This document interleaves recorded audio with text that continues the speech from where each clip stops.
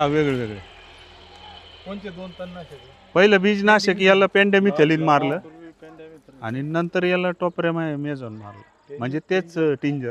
टिंजर मारलं ना तेव्हा ते हरभऱ्यावर उडू दिलं नाही, ते त्याला कॅप लावली होती फवाऱ्याला. फक्त ऊसाला मारलं. फक्त ऊसाची सरीत असं. टिंजर. हा, हा, मग आता त्यानं कुठं काय स्वच्छ आहे ना. ते मी स्वतः आणि आमच्या मुलांनी दोघांनी मारलं. मी 4-5 पंप मारले की तो मारायचा. शेतकरी मित्रांनो, राम राम. आपण आहोत सध्या SRT ऊस शेतीमध्ये आणि जर बघत असाल तर आंतरपीक म्हणून हरभरा या ठिकाणी घेतलेला आहे. एक त्या पिकाला त्याच्या मुळाचं खाद्य व्हावं, बेवड व्हावी म्हणून ही हरभऱ्याचं पीक आपल्याला या ठिकाणी केलेलं आहे असं समजतं. तर जर बघत असाल तर हरभरासुद्धा कशा प्रकारे जमलेला आहे या ठिकाणी आपण पाहू शकता. आंबीमुळं ऊसावर परिणाम होतो असं आपण समजतो, पण जर या ठिकाणी जर बघत असाल तर या हरभऱ्याच्या आंबीचा याला काहीही परिणाम झालेला नाही आहे. पाण्याचं व्यवस्थापन जे आहे ते पाण्याचं व्यवस्थापन नळी ही हरभऱ्याला टाकलेली नाही तर खाली टाकलेली आहे आणि हरभरामध्ये आहे. तर कशा प्रकारे हे करतात त्याचं उत्पन्नसुद्धा त्यांना चांगलं मिळणारच आहे. कारण की जर बघत असाल तर घाटी दाखवा जरा भाऊ कशा प्रकारे. तर बघत असाल तर लागसुद्धा खूप चांगल्या प्रकारे या ठिकाणी लागलेला आहे. आणि ही SRT शेती भाऊ कशा प्रकारे करणार आहेत हे आपण त्यांना विचारू. आपण आहोत सध्या पश्चिम महाराष्ट्रामध्ये. पश्चिम महाराष्ट्रामध्ये पाणी भरपूर आहे, चांगली जमीन आहे, ऊसाचं क्षेत्र जास्त आहे, पण अति पाण्यामुळं सुद्धा जमिनी खराब होतात हे आपण आपल्या भागात पाहतो, या ठिकाणी पाहतो. आणि SRT शेतीच्या माध्यमातून कशा प्रकारे उत्पन्न वाढवता येईल याची शेतकरी अभ्यास करत आहेत, ते स्वतः शेती करत आहेत.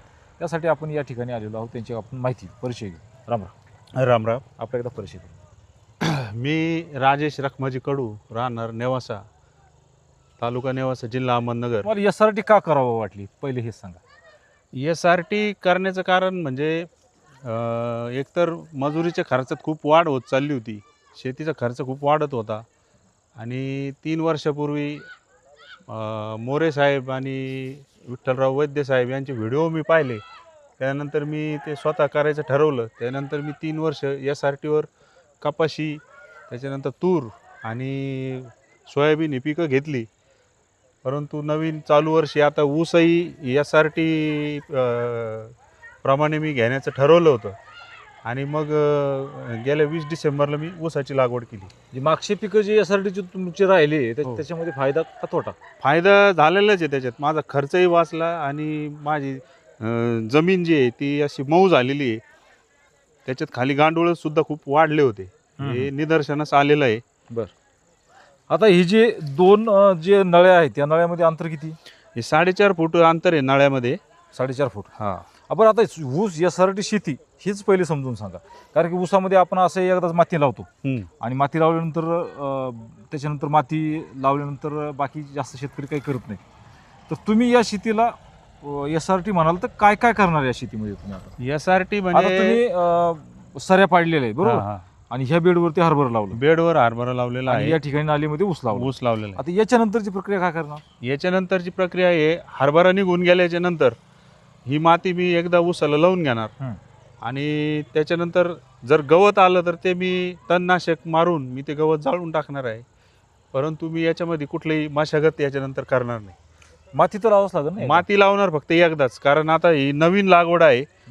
ज्या ऊस तुटून गेल्यानंतर पुन्हा ती फोडणार नाही, मी ती बागल्या फोडणार नाहीये, त्याच्यामुळे ते SRTच होणार आहे. एकदा माती लावली की त्याच्यानंतर हे ऊस किती वर्ष ठेवणार तुम्ही रानात? एकदा माती लावल्यानंतर आता मी याच्यापूर्वी चौरीचं उत्पन्न घेतलेलं आहे ह्याच क्षेत्रामध्ये.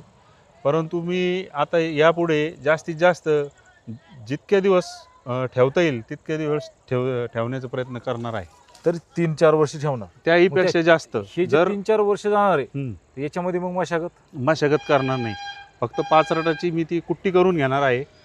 आणि जर गवत उगवलं तर गवताला तणनाशकाने ते नष्ट करणार आहे. त्याच्यामध्ये जर 5 रट असेल तर गवत कमीच उगतं ना. हो, 5 रट असल्यानंतर गवत बऱ्याच प्रमाणात कमी होऊन जातं. ऊस असं मोठाला झाल्यानंतर मग काय गवताची भीती राहत नाही. बरोबर. तर ही जात कुठली ऊसाची? जात ही 265 आहे. त्याचं कारण असं आहे की याचे 4था-5वा सुद्धा खोडवा चांगला येतो, याचा अनुभव मी घेतलेला आहे. इतर जातींचा दुसऱ्या खोडव्यानंतर एवढं खास येत नाही. बरं, आता याचं पाणी जे आहे ते पाणी कसं दिलं याला तुम्ही? हरभऱ्याला नळी तर टाकलेली नाही सध्या? नाही, मी काय केलं, 20 डिसेंबरला ऊसाची लागवड पूर्ण झाल्यानंतर हरभरा टोकन यंत्राने पेरून घेतला हं. आणि त्याच्यानंतर पेरून झाल्यानंतर ही ड्रिपची नळी फक्त एक दिवस त्या सरीवर सोडली. हं. एक दिवस पूर्ण त्याला पाणी दिलं आणि नंतर पुन्हा ती नळी काढून मी ती सरीत ऊसाच्या टाकलेली आहे. त्याच्यानंतर परत कधीही त्याला पाणी दिलं नाही. जे ऊसाला जे पाणी देतो मी रोज 2 तास देतो. ह्या हरभरा असल्यामुळे मी त्याला पाणी कमी देतो. 2-2 तासाला मी कॉक फिरवतो. 3 तुकडे आहे त्याचे. दिवसभरात 2-2 तास पाणी देतो. तर तेवढ्याच पाण्यात हे हरभरा आलेला आहे. म्हणजे या हरभऱ्याच्या त्या किती फुटावून जवळजवळ 2 फुटावून पाणी ओढले पाणी ओढलेलं आहे ते. फक्त एकदाच त्याला पाणी दिलं. एकच दिवस दिलं नाही. नंतर पण दिलं नाही. परत कधीच नाही दिलं. बरं मग उकरून पाहिल्यानंतर इथं माती ओली निघेल का बरं? निघू शकते, निघणार. आणि ही जी तुमचं हरभरा आहे हे कुठलं? या हरभरा दिग्विजय वाण्या महाबीजचाच. आता इथपर्यंत तरी काहीच नाही बरं का. त्याच्या खालून आहे ते. याच्या खालून बोल गेली. खालून वर गेली. म्हणजे हरभरा आणि याचं अंतर जर पाहता हा. तुम्ही तर बऱ्यापैकी अंतर आहे. आणि हे उबाळू नये म्हणून त्यांनी याला हे पण केलं नाही, बरोबर आहे. जास्त पाणी पण दिलं जास्त पाणी पण दिलेलं आहे. पण हरभरा जर बघत असाल तर फार जबरदस्त या ठिकाणी हे पीक हे आले आहे. काही हे याच्यामध्ये तुम्हाला- 3 घाटे आहेत. हे तुम्हाला आता हे काय म्हणतो आपण त्याला बोनसच आहे नाही. हे बोनस पीक आहे. बरं, आता- याच्यामध्ये 3 घाटे आलेले आहेत एका याच्यामध्ये. याचा आता बरोबर. पाला पडेल हा, जागेवर, हे बरोबर. पाला पडेल आणि आणि बुडं हा- सुद्धा जागेवर होतं. आणि याचं नत्र स्थिर होणार आहे याच्या मुळाच्या गाठीवर. ते ऊसाला उपयोग होणार आहे. त्याच्यामुळेच मी हरभरा लावला होता. त्याचा फायदा त्याला व्हावा. त्याचा फायदा हो. तर अशा प्रकारे भरपूर शेतकरी आपली शेती आपली प्रयोगशाळा यानुसार प्रत्येक शेतकरी आपल्या आपल्या शेतीमध्ये प्रयोग करत असतो. आणि भाऊंचा त्यातलाच हा प्रयोग. तर भाऊ एकदा तुमचा पूर्ण परिचय आणि मोबाईल नंबर नक्की सांगा. मी राजेश रखमाजी कडू, राहणार नेवासा, तालुका नेवासा, जिल्हा अहमदनगर. आणि माझा मोबाईल नंबर आहे 9561925064. नक्कीच काही अडचण जर आली तर त्यांना तुम्ही नक्कीच फोन करा. स्क्रीनवरती नंबर तुम्हाला दिसतो. जर बघत असाल तर पूर्ण प्लॉट जर बघत असाल तर कशा प्रकारे बसलेला आहे हे तुम्ही बघू शकता. खूप चांगल्या प्रकारे आंतरपीक आलेलं आहे.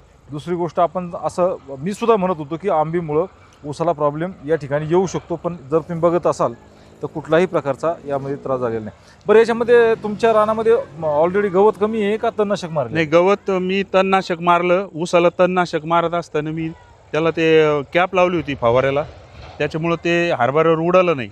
आणि हरभरा पेरल्यानंतर दुसऱ्या दिवशी पेंड्यामिथॅलिन त्याच्या सरीवर मारून घेतल्यामुळं हरभऱ्यातही गवत झालेलं नाही. म्हणजे हरभरा लावलं ओलीलं की लगेच पेंड्यामिथॅलिन मारलं. आणि ऊसाला ऊसाला नंतर मी पेंड्यामिथॅलिन मारलं नाही ऊसाला नाही मारलेलं.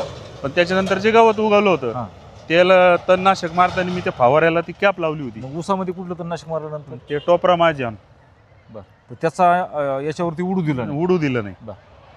तर कशा प्रकारे हे पीक तुम्हाला दिसतंय नक्कीच कमेंटमध्ये लिहा. एक चांगला प्रयोग शेतकऱ्यांनी या ठिकाणी केलेला आहे. आणि नक्कीच यामुळं शेतकऱ्याचं जे उत्पन्न आहे हे उत्पन्न वाढायला नक्कीच मदत होईल. अजूनही ही जी हरभऱ्याची आहे फुलं अजून यात आलेलेच आहे आणि अजून पक्क झालेला हरभरा नाही आहे. तर नक्कीच व्हिडिओ कसा वाटला नक्कीच कमेंटमध्ये लिहायला विसरू नका. आणि नवीन असाल चॅनल सबस्क्राईब करा. भाऊनीच फार चांगली माहिती उपलब्ध करून दिली त्याबद्दल त्याचे आभार मानू थांबू. राम राम. राम धन्यवाद. राम.